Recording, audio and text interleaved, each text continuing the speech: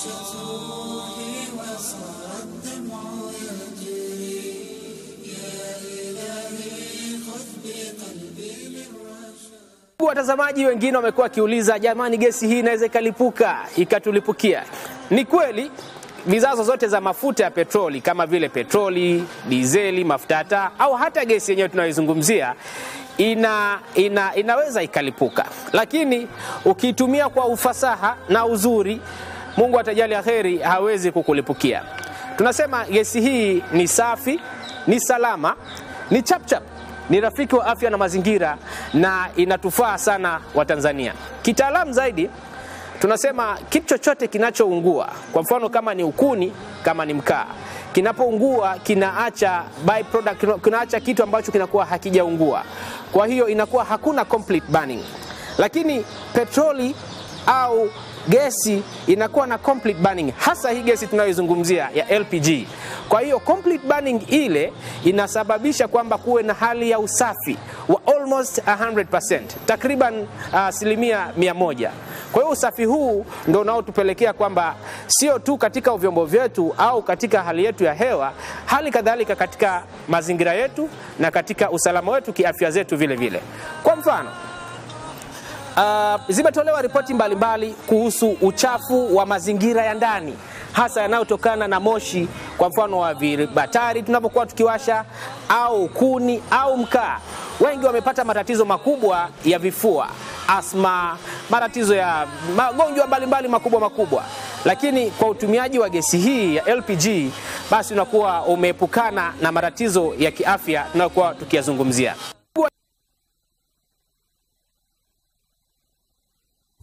Karibuni watazamaji wetu popote mlipo duniani ndani ya Ar-Risala International. Karibuni sana. Awali ya yote nikutakieni amani, nikuambieni amani ya Mwenyezi Mungu iwe kwenu. Assalamu alaikum wa rahmatullahi ta'ala wa barakatuh. Tumshukuru Mwenyezi Mungu Subhanahu wa Ta'ala kutukutanisha tena, na leo insha Allah kwa taufiki ya Mwenyezi Mungu, kama tunavyojua kwamba tayari tumeshaingia katika zoezi la uchaguzi mkuu na mambo ya kampeni yameshaanza. Kwa na sisi basi hapa ndani ya Ar-Risala tumeona kwa leo tumefursa hii kuleta mada yenye anwani nasaha kuelekea uchaguzi mkuu. Nasaha kuelekea uchaguzi mkuu.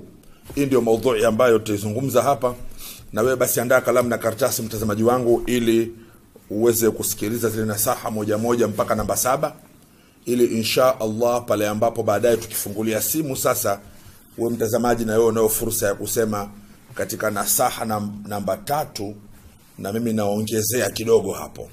Nasaha namba 5 na mimi naongezea kidogo hapo.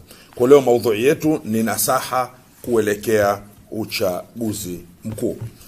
Naam, kabla ya kuingia kwenye maudhui, tukumbushane juu ya mafunzo ya dini ya Kiislamu katika suala la kumjenga mwanadamu kimwili na kiroho.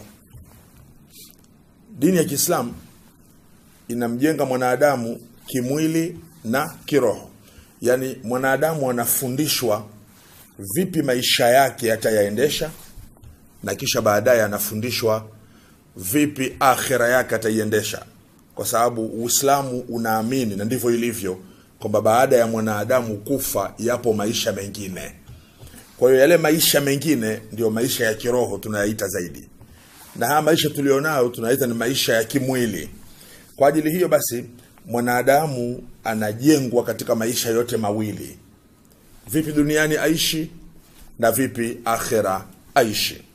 Kwa sio sahihi kuona Uislamu ni dini itakayomzungumzia mwanadamu maisha yake ya kiroho, yani maisha ya peponi, maisha ya akhera, maisha ya kaburini, maisha ya kuhesabiwa. Lakini maisha ya kawaida haya tukadhani kwamba Uislamu haukuyazungumzia. Hapana, Uislamu umeyazungumzia yote hayo. Ndio maana katika msahafu kuna aya kadhaa ambazo zinaelezea mambo tu ya kidunia, mambo tu ya kuuziana, mambo tu ya kushika rehani. Bwana Mtume sallallahu alaihi wasallam anaeleza kumueleza Muislamu juu ya kwamba yeye anayo sehemu ya dunia ahris lidunyaka kaannaka taishu abada wa'mal li akhiratika kaannaka tamutu ghadan. Fanya pupa ya dunia yako, utadhani wewe utaishi milele. Nafanya matendo mazuri kwa ajili ya akhira yako, utadhani wewe unakufa kesho. Hii fanya pupa ya dunia yako ni mjumuisho wa vitu vyote: kusoma shule, kwenda kiwandani, kufanya uchaguzi, kufanya nini. Yani yale yote ambayo haya yanaitengeneza dunia yako, unaambiwa yafanyie pupa hayo. Yafanyie pupa, uyaendeshe kwa umakini mkubwa, mpaka mtu akitokea anakudhania huenda wewe utaishi milele, unadhani hufikiri hata akhera. Kumbe upande wa pili nao, fanya matendo mazuri kwa ajili ya akhera yako, utadhani wewe unakufa kesho. Sasa ifanya pupa ya dunia yako, ili ni funzo la dunia. Lakini hadithi nyingine nasema, si mbora wenu yule ambaye anawacha mambo yake ya akhera akashughulika na dunia peke yake. Huyo si mbora. Na wala si mbora wenu yule ambaye anaiacha dunia yake akashughulika na akhera peke yake. Ila mtu mbora ni yule ambaye atakusanya yote mawili. Hapa kuna mafunzo. Muislamu anajengwa juu ya kuipenda dunia yake, na juu ya kujipanga vizuri katika dunia yake, na juu ya kuiendesha vyema dunia yake. Dunia ndio huu mzunguko wa maisha. Bwana Mtume anasema sallallahu alaihi wasallam, katika haya madhambi haya kuna madhambi ambayo hayafutwi kwa mtu kuswali, hayafutwi kwa mtu kuhiji, hayafutwi kwa mtu kufunga, bali madhambi hayo yanafutwa kwa mtu kuhangaikia maisha yake. Bali yukaffiruha alhammu fi talabil maisha, bali hayo madhambi yanafutwa katika ile kazi mtu anaifanya na kushughulikia maisha yake. Unaamka alfajiri, unajiandaa, unakwenda kazini, kule kazini unatukanwa, unabeba mizigo, unakosa amani, unapata taabu. Ukirudi nyumbani, ule muhangaiko ule, kuna dhambi fulani Mwenyezi Mungu anazifuta kupitia dhiki hiyo. Kwa hiyo Uislamu si dini inayoshughulika na maisha ya kiroho peke yake, bali ni dini pia inayomfundisha mwanadamu vipi aishi. Hadithi nyingine Mtume anasema sallallahu alaihi wasallam, ma akala ahadun ta'aman qattu khairan min an yaakula min amali yadihi. Hajawahi kula mtu chakula kilicho bora kuliko chakula anachokila mtu ambacho kimetafutwa na kazi za mikono yake yeye mwenyewe. Ameshughulika, amefanya kazi, alafu ile kazi aliyofanya ndio imezaa akapata kile chakula. Bwana Mtume sallama, huyu hajawahi kula chakula bora kama chakula hicho. Kwa habari ya kwamba Muislamu atakuwa ni mtu wa ibada tu, ni mtu wa kuishi msikitini tu, na mambo yake ni ya kipepo pepo, kiakhera, dunia yeye hausiki, hapana, huyu atakuwa hajauelewa vyema Uislamu. Na ndio maana hata vitabu vinafundisha mlango wa udhu, mlango wa swala, mlango wa zaka, mlango wa saumu, mlango wa hija, mlango wa kuwatendea wema wazazi wawili.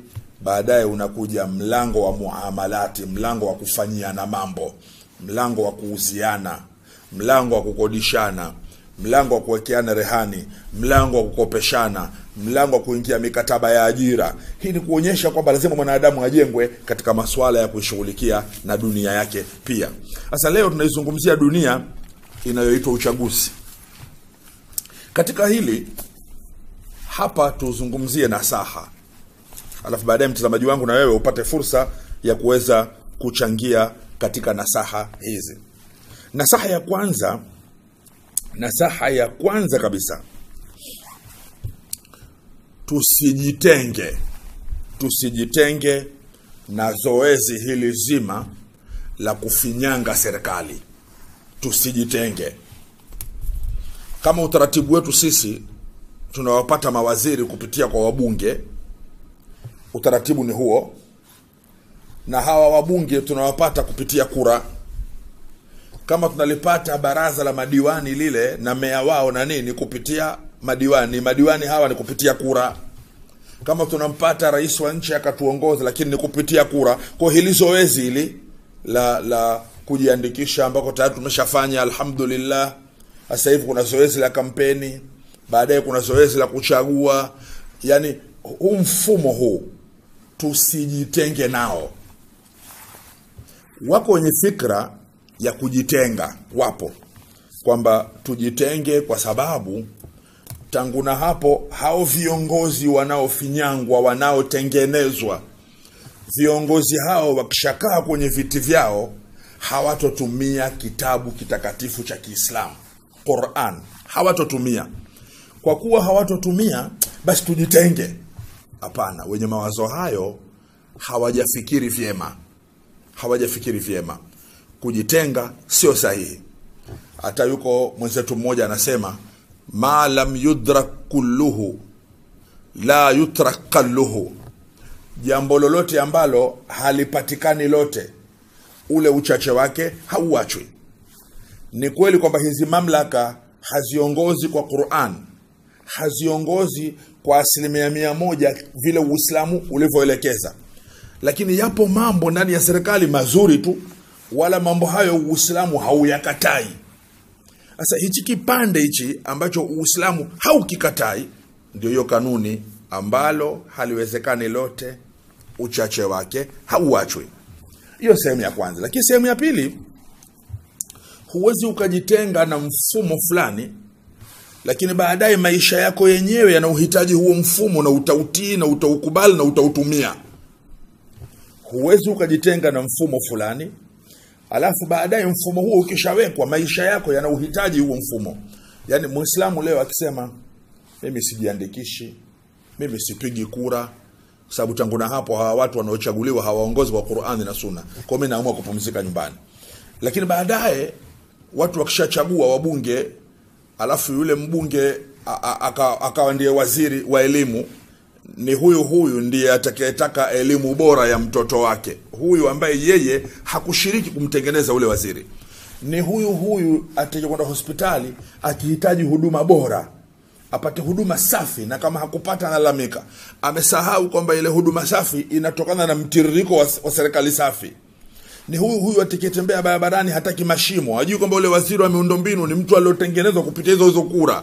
Sasa huyu atakiwa aeleweshwe tu kwamba kujitenga si sahihi, kwa sababu huwezi ukawaacha watu wengine watengeneze mamlaka, alafu mamlaka hiyo baadaye watakaoitumie, la hiyo wenye kuitengeneza wasema ni haramu, ila kwenye kuitumia wasema ni halali. Nadhani hapa kidogo mtazamo. Lakini sijui nini maoni sasa kwa mamlaka ambayo unashirikishwa kuitengeneza hata kidogo, halafu mamlaka hiyo huikubali. Lakini wako wenzetu duniani wanaishi katika mamlaka ambazo hawaruhusiwi kushiriki kutengeneza hata kidogo. Sasa hapa atakuwa mwenye nafuu nani? Unao ni mtihani mwingine. Lakini kwa ufupi ni kwamba tusijitenge katika kushiriki kutengeneza mamlaka. Kwa tusijitenge na hili zoezi zima la uchaguzi.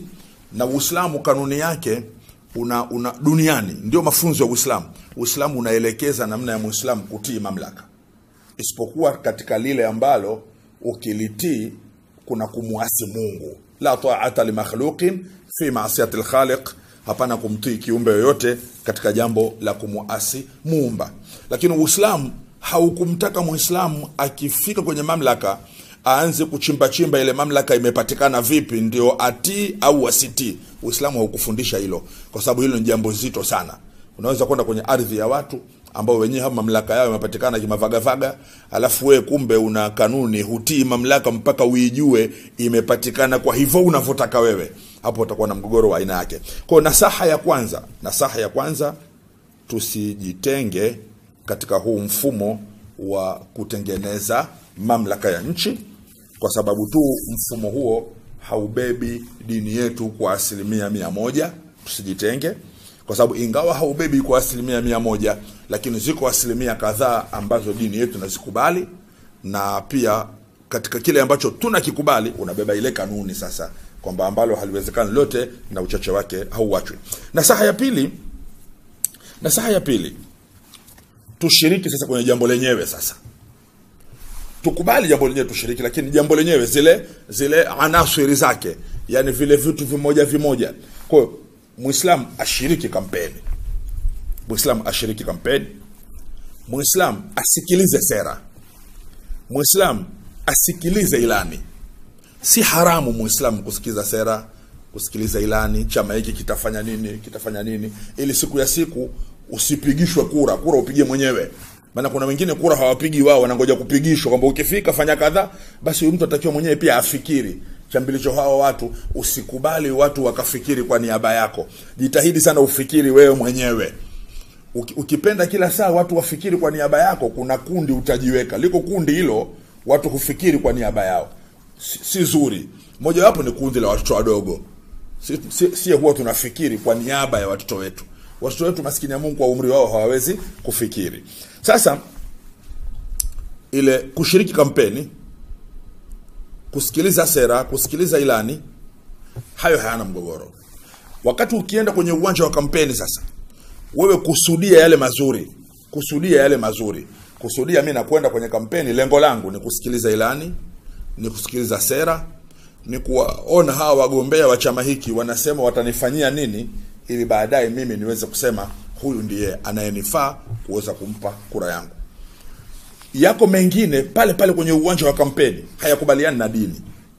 Ni watu kwenda uchi, hawavai nguo za stara, wanacheza magoma, wanachanganyikana wanawake na wanaume. Sasa wewe ukienda pale usiyakusudie yale. Kwa sababu tukiutaka ule uwanja wa kampeni ule msafi kabisa, utakao kubaliana na dini yetu kwa 100% hatupati. Lakini hapo napo tuna umuhimu pia wa kupata hizo sera na ilani ili tuweze kujua unaweza kupiga vipi kura. Sasa ile innamal a'malu binniyati, matendo huzingatiwa kwa nia.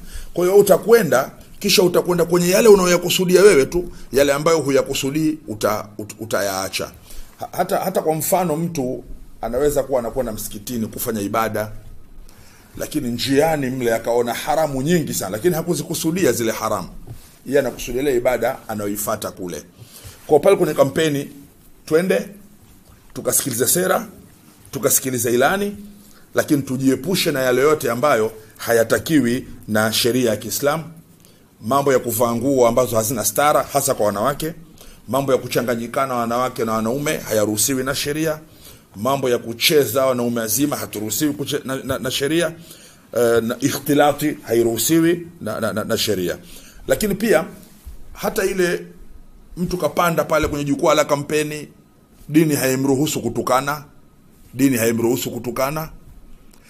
haimruhusu kufitini, huruhusiwi kutukana, huruhusiwi kufitini kidini. Lakini kisiasa, wanasiasa wana njia zao, lakini kwa sababu hawa wanasiasa wapo watu ni wafuasi wetu wa dini, lazima tuwaambie dini haitaki 1, 2, 3. Mnaruhusiwa kwenye 1, 2, 3. Sibabul muslimi fusuqun, haitakiwi kutukana. Lakini pia ni vizuri wakati ule mtu akikaa pale asijione kwamba dini itamuacha huru afanye anavyotaka yeye. Hapana, lazima awe amesimamiwa. Na saha ya tatu, wale wote wanaogombea, kila anayegombea, kuna mtu agombea udiwani, kuna mtu agombea ubunge, kuna mtu anagombea urais. Yote yule anayegombea, huyu anatakiwa awe na nia njema ndani ya moyo kwamba lengo lake ni jema na ni kuutumikia vyema uongozi, na wala hana nia mbaya. Yani ile nia ya awali iwe ni nia njema, nia ya awali. Na wala mtu asidhani kule kuutafuta uongozi akadhani uongozi ni neema. Uongozi sio neema, uongozi ni mtihani. Uongozi sio neema, uongozi ni mtihani. Ukiutazama uongozi katika jicho la neema, hujauangalia vizuri. Utazame uongozi katika jicho la mtihani. Uombe Mungu uongozi huu, Mungu ulionipa, na tekelezaje majukumu yake ili niwe salama. Bwana Mtume anasema sallallahu alaihi wasallam, ma min amiri 10 illa wa huwa yu'ta bihi yawmal qiyamati maghlula hatta yafukkahu al-adlu au yubiqahu al-jawru. Hakuna mtu yoyote anayewaongoza hata watu 10. Watu 10 tu. Alafu hao watu 10 watamfanya yeye siku ya kiyama aletwe kafungwa pingu. alafu inaanza kuhesabiwa vipi amewaongoza watu 10. Uongozi aliowafanyia watu 10 ikiwa ni uadilifu atafunguliwa pingu. Ikiwa amewadhulumu, maangamivu yake yatatokana na huu uongozi wake kwa hawa watu 10. Ma min amiri 10 illa wa huwa yu'ta bihi yawm al-qiyamati maghlula hatta yafukahu al-'adlu au yubiqahu al-jawr. Sasa hawezi kuwa mtu kapata uongozi wa kuwaongoza watu 2000 alafu anahisi neema kubwa sana. Hapana, kwa sababu liko swali juu ya watu 2000, tena mmoja mmoja mbele za Mungu, mmoja mmoja. Sasa atakiwa huyu anayeomba uongozi, mimi jamani naomba ubunge, jamani naomba udiwani, jamani naomba urais, jamani, ndani ya moyo wake akusudie kuwatendea kheri hawa, akusudie atawatendea mema hawa, ili hawa wasigeuke siku ya siku kuwa hawa ndio sababu ya yeye kuingizwa motoni. Kwa sababu ile dhulma yoyote ambayo mtu anawafanyia raia wake, dhulma ile haiwezi kuwa ni salama mbele ya Mungu, haiwezekani. Kwa ajili hiyo basi akusudie. Kuna msemo mtu mmoja alisema, walau anna idha mitna turikna lakana al-maut rahata kulli hayy walakinna idha mitna bu'ithna wa nus'al ba'dahu an kulli shay'in. Sisi ingelikuwa tukishakufa alafu tunaachwa. Mtu ulikuwa mbunge, ulikuwa waziri, ulikuwa rais, ulikuwa hivi, alafu umekufa, basi unafukiwa, bali maisha. Hivyo sivyo, walakinna idha mitna bu'ithna, lakini sie tukishauliwa, tukishakufa, baadaye tutafufuliwa. Sisi tukishafufuliwa tutaulizwa an kulli shay'in, juu ya kila kitu kimoja kimoja mtu ataulizwa. Sasa kila ulivona idadi ya watu ndivyo ulivona kesi za idadi hiyo. Kama uliongoza watu 1000 una kesi 1000. Umeongoza watu 5000 una kesi 5000. Umeongoza watu milioni 40 una kesi milioni 40. Sasa ule uadilifu wako utakao wafanyia ndio utakaopunguza kesi. Kwa sababu na wenyewe pia na hawa wanazo dua hawa unaowaongoza wanazo dua. Hata mtu mmoja wa kheri alisema, law kana li da'watun mustajaba ladakhartuha lisultan, lau ningekuwa ninajijua ninayo dua inayokubaliwa na Mungu, ningeiweka akiba dua hiyo niwaombee viongozi. Viongozi wana mitihani mikubwa.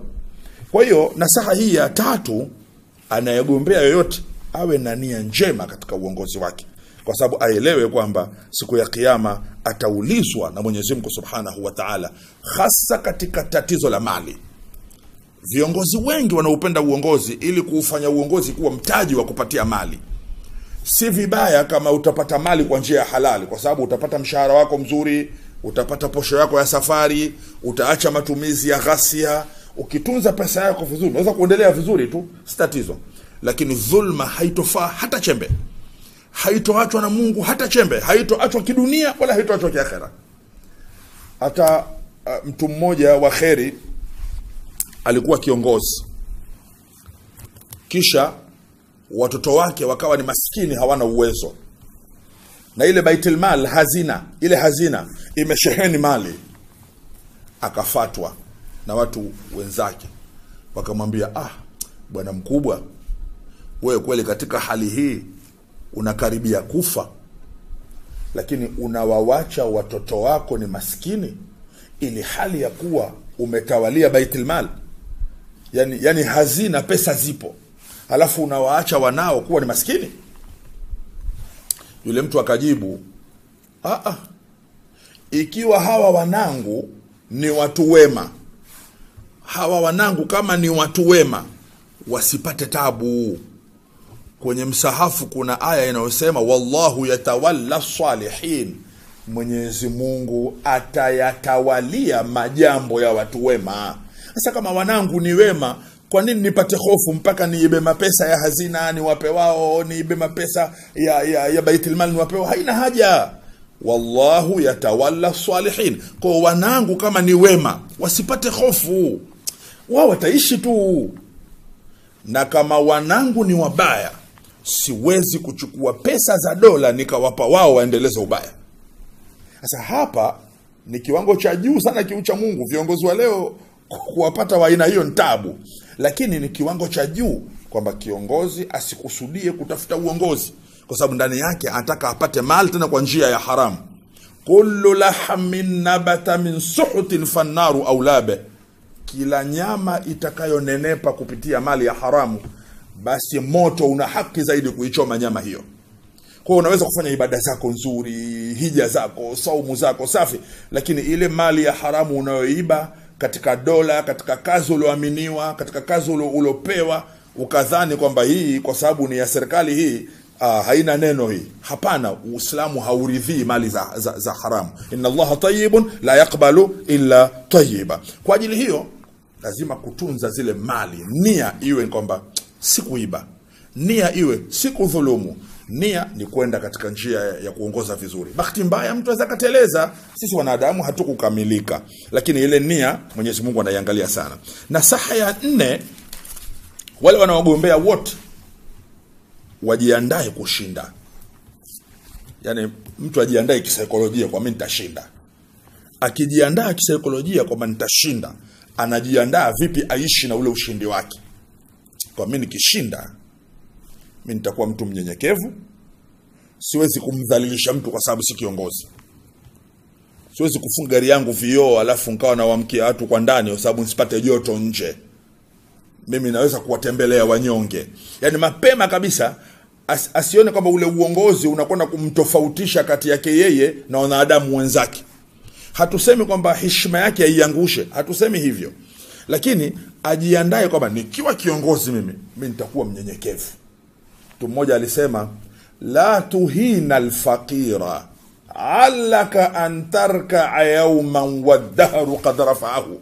La tuhina alfaqira, usimdharau maskini wewe, mtu ambaye hana uongozi hivi, mtu dundunu, usimdharau. Allaka, huenda wewe, antarka yawman, ukaja ukawa chini siku moja, wadhahru qad rafa'ahu, na yeye tayari dunia imemnyanyua yule ambaye ulimdhalilisha jana. Kwa unaweza kupata uongozi ukamdharau huyu, kisha na kishokutwa Mungu ambadilisha, umefukuzwa, umestaafu, alafu ule mdharau juzi sasa hivi ni kiongozi. Sasa maisha yako yatakuwa ni magumu sana, kwa sababu utapenda huu usimuone wakati yupo, utapenda umhitaji, njia kwenda kumhitajia hakuna. Kwa hiyo kujiandaa kushinda maana yake ni kuiandaa akili kuwa na utukufu na huku ni mnyenyekevu. Ndio maana ya kujiandaa kushinda. Na mtu asije akapata uongozi kama hakujiandaa kushinda, kwa sababu atajiona mtukufu na atajiona ana akili nyingi sana, ana mipango mingi sana, mpaka anahesabu mipango yake.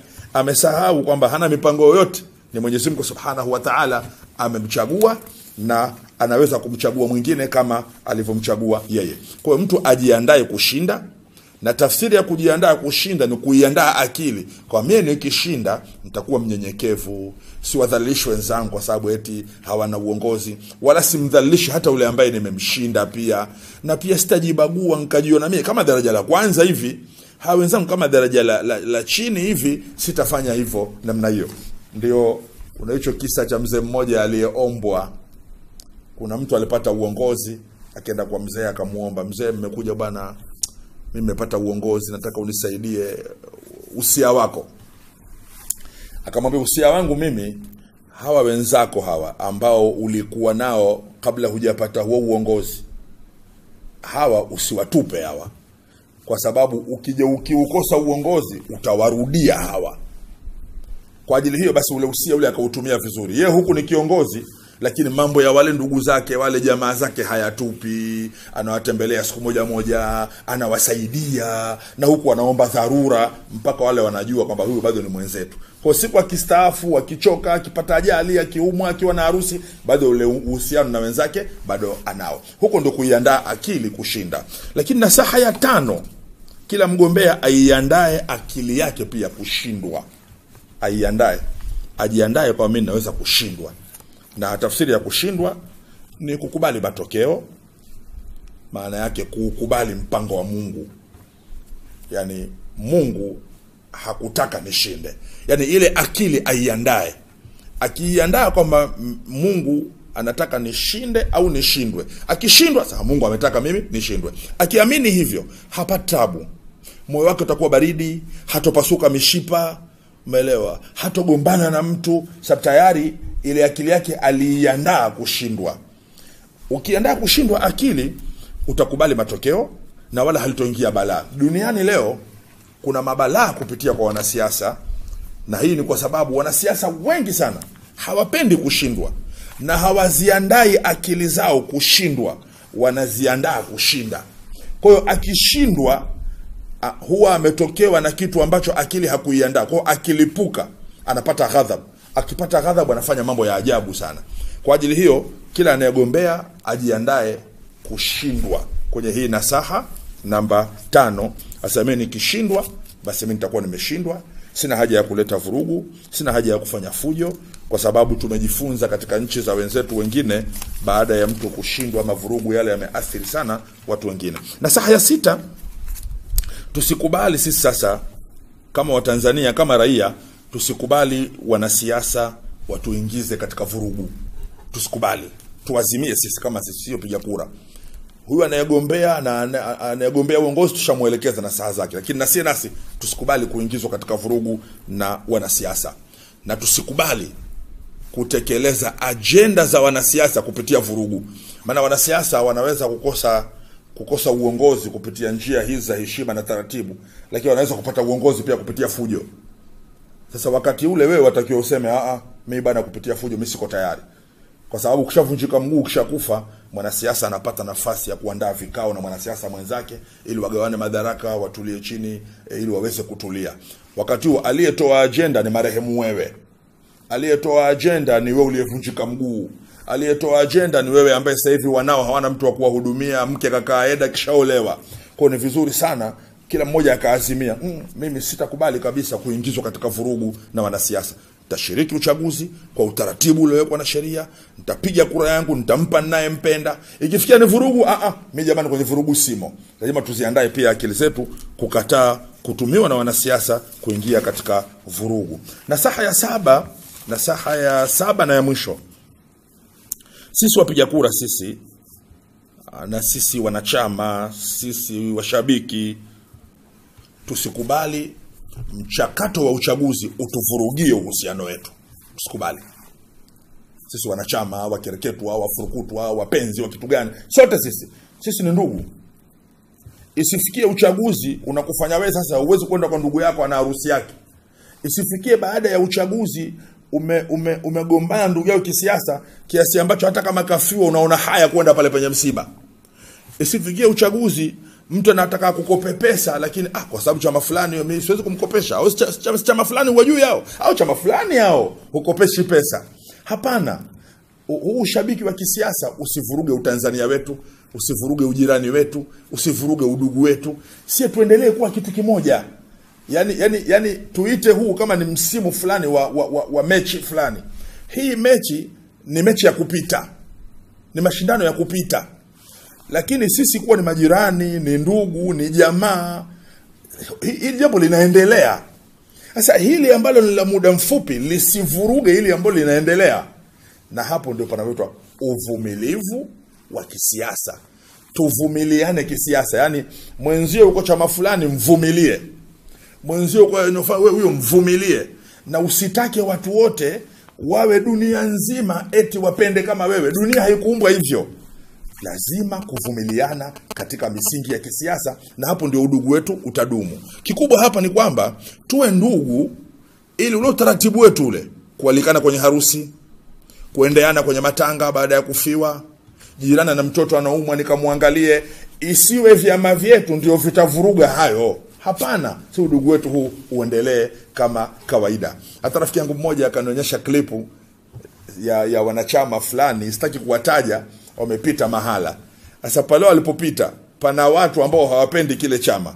Wale watu wakaanza kuwazomea wale watu katika kiwango ambacho huwezi ukaamini kama ni Tanzania hii.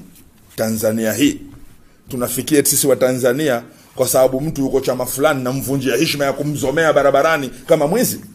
Hapo hatutendi haki, hatuendi sawa sawa.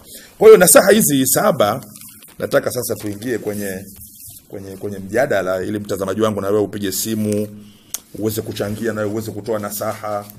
Nchi hii ni yetu sote, na sisi viongozi wa dini tukitoa nasaha kama hizi, ondoeni dhana kwamba dini ni mambo yale ya kaburi hivi, jeneza, ndoa, mirathi. Hapana, dini ina uwezo hata kumuelekeza rais kwamba ukitaka uongoze vizuri, mtume anasema kadha, Mungu anasema kadha, na ukifuata hivyo upate tabu. Dini inaweza kumuelekeza mbunge, dini inaweza kumuelekeza diwani, dini inaweza kaelekeza mpaka mfumo. Sasa ndani ya msaafu ndio kuna aya, wachilia mbali nyewe mna budget ya miaka, wenzenu kuna budget kula miaka 7 ya neema, alafu na miaka 7 nyingine ya dhiki, watu wameka namna hiyo. Ni mambo mapana sana, lakini ni kidogo. Kwa hiyo nasaha hizi 7, sasa ukipiga simu nataka uchangie, useme mimi bwana katika nasaha fulani nataka nichangie kitu fulani. Asalamu alaykum. Asalamu alaykum. Asalamu alaykum.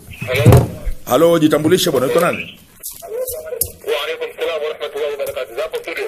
Nzuri, kwanza sauti ya television ipunguze. Haya bana, punguza sauti ya television alafu useme na mimi nachangia kitu kadhaa.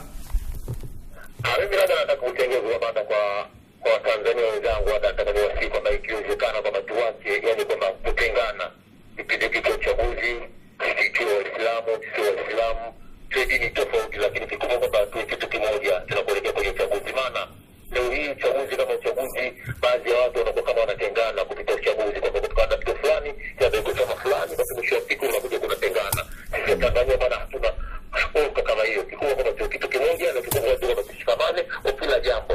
Endapo mtu unakwenda unapiga kura yako, mwisho wa siku unarudi tena nyumbani kwako, ndio unakuwa unafikiria matokeo moja kwa mpenzi, lakini kitendo cha kutengana kuna maadili hata kwa chama fulani, mwisho wa siku ndio chama fulani, basi wewe ujenge chuki kwa kweli. Kitendo kama hicho kwa kizuri kwa Tanzania jambo kubwa, tujaribu kubadilika, tu kitu kimoja, tu jambo la msingi. Nchi ni yetu, viongozi ni wetu, na dini ni zetu, tu jambo la msingi. Kakaangu baba yangu atufikiria, mimi sina mengi. Asalamu alaykum. Haya, wewe msamaji wetu ambaye amechangia hii nasaha namba 7 hii, kwamba sisi ni ndugu, tuendeana kwenye maharusi, tuendeana kwenye misiba, tuna ujirani, tuna kuuguzana. Basi hii siasa isitugawe. Mtu ana chama chake akipende, akipigie kura anavyopenda. Lakini basi ndugu yako anasema umkopeshe pesa, mkopeshe, simbague kwa sababu hayuko kwenye chama chako. Asalamu alaykum. Wa alaykum salaam. Ndio bwana, unaitwa nani na uko wapi? Naitwa Fundi Musa Yusuf Temwana, niko Majimazito Taranga. Kwa Mr. Kama ipo hivi. Mr. Kama, karibu kaka uchangie na wewe. Asante sana. Mimi katika nasaha zako 7 zote nimezikubali. Ndio bana. Nasema tu kwamba naomba viongozi wetu, ndio bana, wanapopanda majukwani waache kama walivyosema matusi, kusemana kwa kweli haipendezi. Mimi napenda kwamba kiongozi wa kisiasa akipanda jukwani atoe hoja za msingi. Mimi ukunichagua nikiwa rais, nitafanya hili. Baada sababu mbunge, ukinichagua kuwa mbunge, mimi nitafanya hivi kushirikiana na rais wangu. Ukinichagua kwa diwani, nitafanya hivi kushirikiana na serikali ya na mbunge. Unaona, sasa utakuta siasa wanasemana, wewe ukifanya hivi pumba, hivi matabishi. Sasa ile sio siasa. Kwa kweli watuharibu wananchi. Wapande kwenye majukwaa waseme mimi nitatengeneza hichi, huyu nitatengeneza hichi, tutatengeneza hichi. Basi ni nyumba moja, kwa hiyo tunabebana sisi jamani. Tusipende namba 3 hiyo. Tukanana hata ile isemi kama sisi Waislamu au Wakristo tunafuata sheria za kinizamu za Mungu. Nadhani kwamba nchi yetu ilikuwa imesoma vizuri sana. Namba 3. Sana na sisi wangu wachangiaji. Nakushukuru. Kweli ni kipindi kizuri na naweza kiongozi muda. Asante bwana, nakushukuru. Msamaji wetu wanasema kipindi ni kizuri.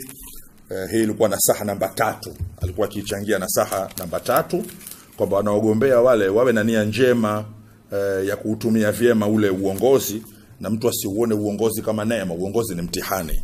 Sema uongozi ni mtihani, wala mtu asifanye uongozi kama neema, hapana. Halo msamaji, asalamu alaykum. Halo, asalamu alaykum. Halo, asalamu alaykum. Jitambulishe kaka na uchangie. Jitambulishe uchangie. Karibu.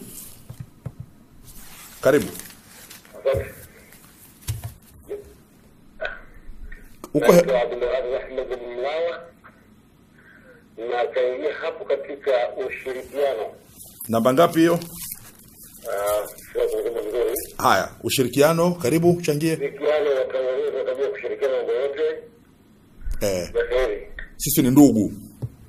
Kwa sababu Mwenyezi Mungu hakuturuhusu sisi tufarikiane. Ndio. Kwa maana hiyo, ndio, naomba hao wanasiasa ndio wanapotujia majumbani, ndio, na kutushawishi kwa namna moja au nyingine, ndio, ili tuweze kushirikiana kwa sababu ya maslahi aidha ya kwao au ya mtu mmoja, ndio, na nasihi na waomba wananchi na Waislamu na wazee wa Waislamu wote, ili tuachane na hao, tuangalie utaratibu ukoje, tuangalie mwelekeo ukoje. ndio, Kura ni siri yako mwenyewe binafsi. ndio. Ukipiga kura kumwambia mchagua fulani, unachagua kwenye nafsi yako. Kwa nini uweze kutekwa akili na mtu kwa ajili ya maslahi yake? Naomba hilo wananchi tuliache hilo. Nakushukuru sana, mchango mzuri, kwamba sisi tusifarikiane, tusigombane kwa sababu ya vyama au kwa sababu ya hizi siasa. Madhali kura ni siri, utampigia unayempenda. Sasa ya nini kugombana? Hapo ndio napotoa nasaha. Hii nasaha yetu ilikuwa ya mapema kabisa. Tunamshukuru mzee wetu huyu, ametoa mchango mzuri. Halo, salamu alaykum.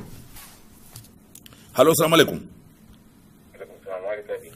Khair bana. Pandisha sauti yako tukupate vizuri. Unaitwa nani, uko wapi? Alaykum salaam alaykum. Khair kaka, unaitwa nani, uko wapi? Nipo hapa Lindi hapa. Wewe anachangia kwamba wewe mara nzuri sana. Ndio Lindi hapo. Nipo hapa. Sawa, TV sauti yake weka chini kabisa. Sauti ya TV rudisha chini kabisa. Tumia simu tu. Usitumie sauti ya TV. Ameshaweka hapo chini. Haya kaka, karibu. Sasa mimi nasema kwamba viongozi wetu ambao walikuwa na ngazi ya juu wao, wao na hekima, wajue siasa bisa kuongea vizuri. Ile wao wakishavunja heshima, kwa wakishaanza kuvunja heshima, hata kama hao wasini hao ambao walikuwa na diwani wa bunge pia wataanza kuvunja heshima. Kwa hiyo ninapoomba na ustaarabu mzuri na hiyo tuseme mzuri ambao kwa wale wananchi, sababu kila mtu apanga na yao ya kuchagua anachokitaka na anachokitaka. Kwa hiyo kushirikiana na nini na ustaarabu mzuri. Basi ukishaanza kuvunja heshima kwa juu, basi mpaka nada wakati watakuwa Haya, mchango mzuri na watazamaji wangu wamempata vizuri. Mtazamaji uko hewani, asalamu alaykum. Halo? Halo? Uko hewani, halo? Mtazamaji simu imekatika. Bahati mbaya imekatika. Mtazamaji uko hewani, asalamu alaykum. Halo, asalamu alaykum. Habari za leo? Nzuri kaka, hali yako na wewe kaka, uko wapi? Unaitwa nani kaka? Mimi niko Musoma. Kaka yangu uko Musoma. Musoma, unaitwa nani? Halo? Halo, karibu sana kaka yangu kutoka Musoma. Karibu changie. Mimi naitwa Julius. Kaka Julius kutoka Musoma, karibu uchangie. Ndugu yangu, karibu, tunakupata tu. mimi ninachokizungumza, Sawa. Karibu zungumza kaka Julius. Hawa ndugu wagombeaji. Hawa ndugu wagombeaji. Ndio. Hawa ndugu wajua TV yako hiyo sauti iko juu. Weka sauti ya TV mpaka chini kabisa. Tumia simu tu ili sauti sijirudie hapo pate kuongea vizuri. Hawa wagombeaji tunaomba kwamba sisi ni kitu kimoja.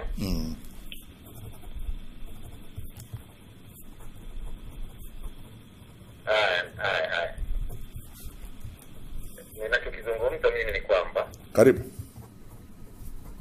Hawa ndugu wagombeaji ndio. Sisi ni kitu kimoja. Ndio.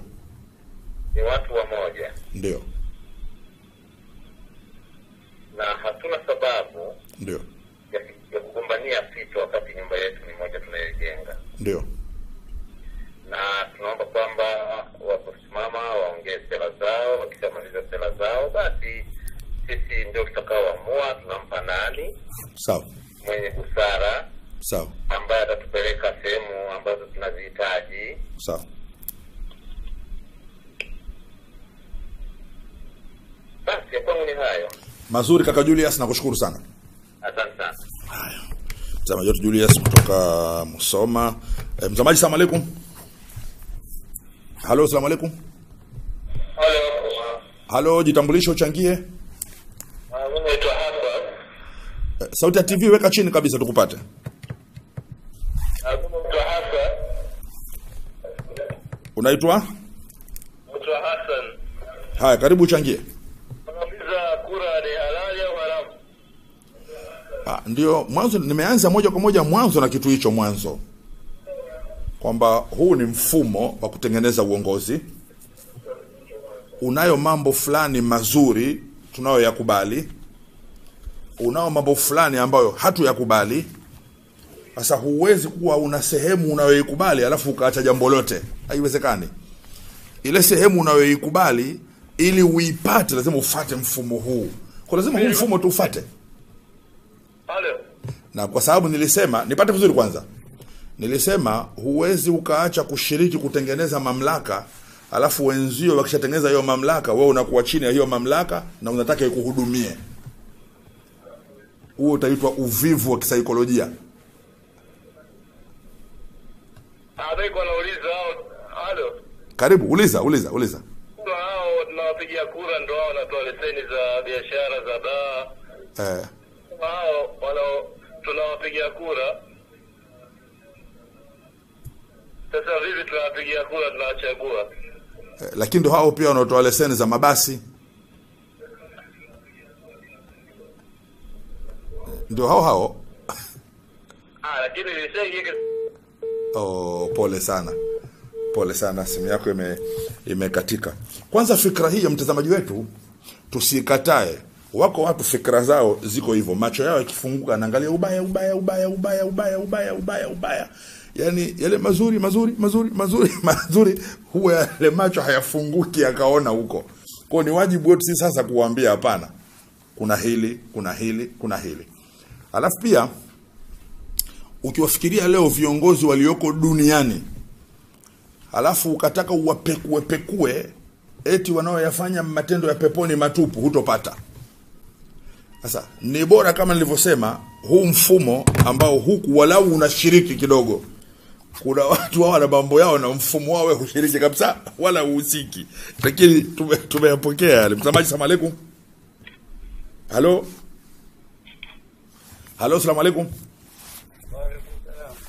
Padisha sauti yako, jitambulishe, uchangie. Mimi ni Abedi, niko Dar es Salaam. Abedi, karibu uchangie. Sasa swala la demokrasia nafikiri liko wazi tu katika kubadilishana uongozi wa nchi. Sawa. Isipokuwa wale viongozi ambao tunaamini walishatumikia wananchi pengine kwa uadilifu ama hata saa nyingine si kwa uadilifu, nao ndio wanaishiriki tena katika kuashiria utomvu wa nidhamu. Mathalan, utakuta kiongozi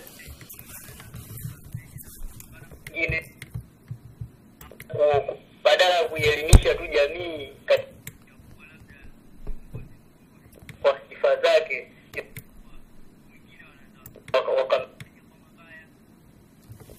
inakueje hiyo sasa? Na kupata yani sauti wakati narekebisha simu yangu hapa, sauti yako mara inapanda mara inashuka. Swali lako la msingi ni nini? Swali langu la msingi ni maadili katika uongozi. Hiyo hoja ya msingi sasa. Maadili katika uongozi. Nadhani hii ni mchango nambari 3 kama sikosei. Namba 3 wanaogombea wawe na nia njema ya kuutumia vyema uongozi. Kwa sababu uongozi peke yake unaweza ukatosha kumfanya mtu sababu kwenda kutiwa motoni baada ya kuwadhulumu wale anaowatawala au wale anaowaongoza. Kwa hiyo mchango wa mtazamaji kwamba maadili juu ya uongozi ili jambo la msingi lilikuwa ni nasaha namba 3. Mtazamaji, salamu alaykum. Alaykum salaam. Kheri kaka, unaitwa nani na uko wapi? Naitwa Kizito. Haya, umesikiza kipindi kuanzia mwanzo? Nimesikiza mwanzo. Katika nasaha 7 hizi unachagua nasaha ipi na wewe uweze kuchangia? Katika nasaha 7 unachagua ipi uweze kuchangia? Mimi Punguza sauti ya TV, sauti yake iko juu ndio maana najirudia rudia hapo, unapata tabu. Ile tendo inaendelea hapo, kuja zaidi ni kwamba sisi wote ni wamoja. Ndio.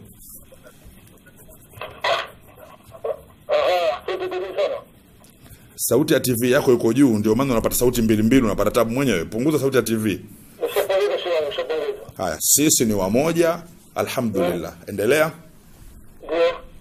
Haya, kwa hiyo ulikuwa unaunga mkono ile namba 3, sio? Mimi naunga mkono namba 3, nilikuwa nasema kwamba sisi. Haya, yetu ametoka hewani, dakika zinakwenda kweli kweli. Msamaji, salamu alaykum. Halo, salamu alaykum.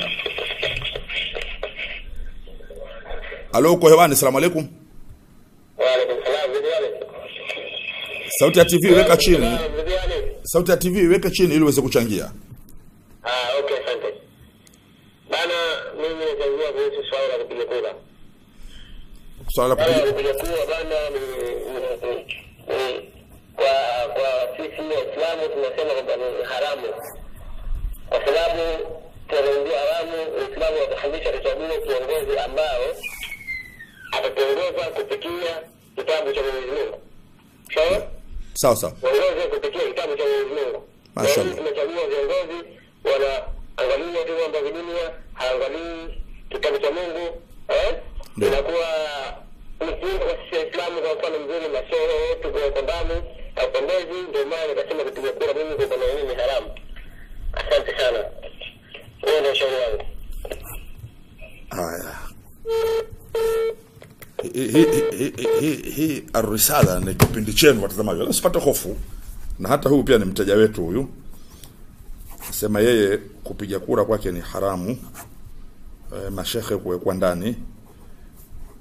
Sasa kuwekwa ndani mashehe kumefanya mpaka kura zimekuwa ni haramu, lakini pia kutotumia wale viongozi Qur'an na Sunna na yenyewe pia imefanya ile kura imekuwa ni haramu. Hili tumeshalisema mwanzo. Nashukuru tu kwamba kile nilichokieleza kipo kweli kwenye jamii, kwamba huwezi ukasema ni haramu kupiga kura kisha wenzio wakapiga kura wakatengeneza serikali kisha we serikali hiyo ukawa unaitumia ikusaidie mambo yako na ikutengenezee mambo yako, kwa sababu huwezi kuishi bila serikali, haiwezekani. Sasa mfumo wenzio wanatengeneza uongozi, wasema mfumo huu mimi haukubaliani na mimi, lakini wakishatengeneza uongozi tu unaukubali ule mfumo wao, unatii, unakata leseni, unatii, unakata bima ndogo ya gari, unatii, kiwanja chako unalipia, unatii, lazima bwana ardhi athibitishe, unatii, unapewa hati, unatii, unatii kwenye barabara ya watu, unatii, ila kwenye kuchagua ndio tatizo lako linakuja hapo. Ndio nikasema hilo ni tatizo la kisaikolojia, lakini hilo linatibika kidogo kidogo, halitaki mabavu hilo. Hilo halitaki mabavu, kidogo kidogo. Na msimbili za mwisho, msamaji, salamu alaykum. Halo, salamu alaykum. Alaykum salaam, vipi? Heri, karibu mamangu, changie. Asante. Mimi naitwa Salha bin Ali. Karibu. Karibu. Halo, salamu alaykum. Karibu, alaykum salam. Asante, mimi naitwa Salha bin Ali. Sara bin Ali. Nilikuwa nataka nijue maana ya hakika ni nini? Sara bin Ali. Nataka nijue maana ya hakika ni nini? Haya, hakika ni mnyama anayechinjiwa mtoto. Mtoto akizaliwa wa kiume anachinjiwa mbuzi wawili. Mtoto akizaliwa wa kike anachinjiwa mbuzi mmoja. Huyo ndio hakika. Yule mbuzi mwenyewe ndiye anaitwa hakika. Haya, kama mnavyojua hiyo ndio Ar-Risala, ina wateja wa aina zote. Katikati ya kipindi kama hiki, kama tuzungumzie nyama za mbuzi kidogo, na ugavi na nini, ndio wateja wetu hao. Mtazamaji, simu ya mwisho. Asalamu alaykum. Halo, asalamu alaykum. Jitambulisho, changie. Naitwa Abdulhamid, niko Mwandishi. Karibu, changie kaka. Nashukuru kwa mada zinazotamana kiasi. Ndio bana. Lakini mimi naona nasaa kubwa zaidi zingepelea kwa hao wagombea. Nasaa kwa wagombea Kwa unajua kwa mfano utakapotoa kauli ambayo si nzuri kumpa mwenzio, ina maana yule leo mpele kauli aweza karudisha kauli ambayo si nzuri kwako. Kisha baada ya hapo panatengeneza kitu kinachoitwa uhasama. Kwa hiyo hii naona kwamba wangefunga sana kauli zao. Sawa. Ili kuweza kuishi katika msingi ambao tunaendelea nao tangu mwanzo. Sawa. Alafu pia katika hili masala ya kura pia na watu tuangalie na hizi ahadi zao watu wanazozitoa. Nyingi zinakuwa ni ahadi ambazo ukipima unaona kabisa ni kitu hakiwezi. Na nadhani itakuwa mara nyingi kwa hawatangulizi kwamba inshallah wanasema watafanya kwa kuona kwamba wana nguvu ambazo si kweli. Hivyo na pia katika nchi yetu kusema tunapiga kura tunaamini kwamba demokrasia katika sheria ya upande tunaonyesha baina ya demokrasia na Uislamu kuna demokrasia na ukatili haifai. Lakini tuko katika tumetoza nguvu katika nchi. Kwa hiyo hatuwezi kuhalalisha hii kitu moja kwa moja. Tuone tu kwamba ni masuala ambayo sisi hayatuhusu kimsingi. Haya, Ar-Risala ni kipindi chenu na ndio maana hakitaki kuyakataa maoni yenu. Tunayabeba yale maoni. Tukishabeba yale maoni kwa njia hii yanakuwa hadharani na hapo yanatafutiwa tiba kidogo dogo. Lakini cha kukumbushana tu ni kwamba wale wote ambao hawataki kushiriki katika mfumo wa kutengeneza dola ni uelewa unaohitaji kusahihishwa, lakini wasahihishwe kwa njia za hikima na busara, kwa sababu mwanadamu akishaamini kitu fulani kumpelea kwenye kitu kingine anatakiwa utumie hekima na busara, kwa sababu ni huyo ambaye anaona kupiga kura ni tatizo lakini yuko tayari kuishi katika nchi ambayo kuna watu kama 100 hivi ndio wanawatengenezea wenzao uongozi, na uongozi wenyewe wanaurithisha mpaka kwa watoto wao waliowazaa, na wale watoto wenyewe si lazima wawe wacha Mungu. Lakini Muislamu huyo ataridhika kuwa na watu wa aina hiyo, lakini wale wa kutengeneza mwenyewe hayuko tayari nao. Lakini ni kidogo dogo na insha Allah pale penye nia njema Mungu atatufungua kidogo dogo. Tuiombe amani nchi yetu. Mwenyezi Mungu atupe amani, tuingie katika uchaguzi kwa amani. Mwenyezi Mungu atupe kushindana kistaarabu. Mwenyezi Mungu atupe viongozi ambao hao wana maslahi kwetu, na kila tukimaliza ibada zetu tuiombe nchi yetu ili tupate viongozi wazuri ambao wana maslahi kwenye hii jamii. Tuwaombee basi wenzetu wote ambao wana nia ya kutuongoza, basi wanuie katika nyoyo zao kwamba wanakusudia kuwahurumia raia na si vinginevyo. Muda hauturuhusu kuendelea. Mimi ni mtumishi wako naitwa Muhammad Abu Eid. Wassalamu alaikum wa ila liqa. Watazamaji wengine wamekuwa wakiuliza, jamani, gesi hii inaweza ikalipuka ikatulipukia? Ni kweli vizazo zote za mafuta ya petroli kama vile petroli, dizeli, mafuta taa au hata gesi yenyewe tunayoizungumzia inaweza ikalipuka, lakini ukiitumia kwa ufasaha na uzuri, Mungu atajalia kheri, hawezi kukulipukia. Tunasema gesi hii ni safi, ni salama, ni chapchap, ni rafiki wa afya na mazingira na inatufaa sana wa Tanzania. Kitaalamu zaidi tunasema kitu chochote kinachoungua, kwa mfano kama ni ukuni, kama ni mkaa, kinapoungua kinaacha byproduct, kinaacha kitu ambacho kinakuwa hakijaungua. Kwa hiyo inakuwa hakuna complete burning. Lakini petroli au gesi inakuwa na complete burning, hasa hii gesi tunayoizungumzia ya LPG. Kwa hiyo complete burning ile inasababisha kwamba kuwe na hali ya usafi wa almost 100%, takriban 100%. Kwa hiyo usafi huu ndio unaotupelekea kwamba sio tu katika vyombo vyetu au katika hali yetu ya hewa, hali kadhalika katika mazingira yetu na katika usalama wetu kiafya zetu vile vile. Kwa mfano, zimetolewa ripoti mbalimbali kuhusu uchafu wa mazingira ya ndani, hasa yanayotokana na moshi, kwa mfano wa vibatari tunapokuwa tukiwasha au kuni au mkaa. Wengi wamepata matatizo makubwa ya vifua, asma, matatizo ya magonjwa mbalimbali makubwa. Lakini kwa utumiaji wa gesi hii ya LPG, basi unakuwa umeepukana na matatizo ya kiafya tunayokuwa tukiyazungumzia. أشرقت نفسي بنور من فؤادي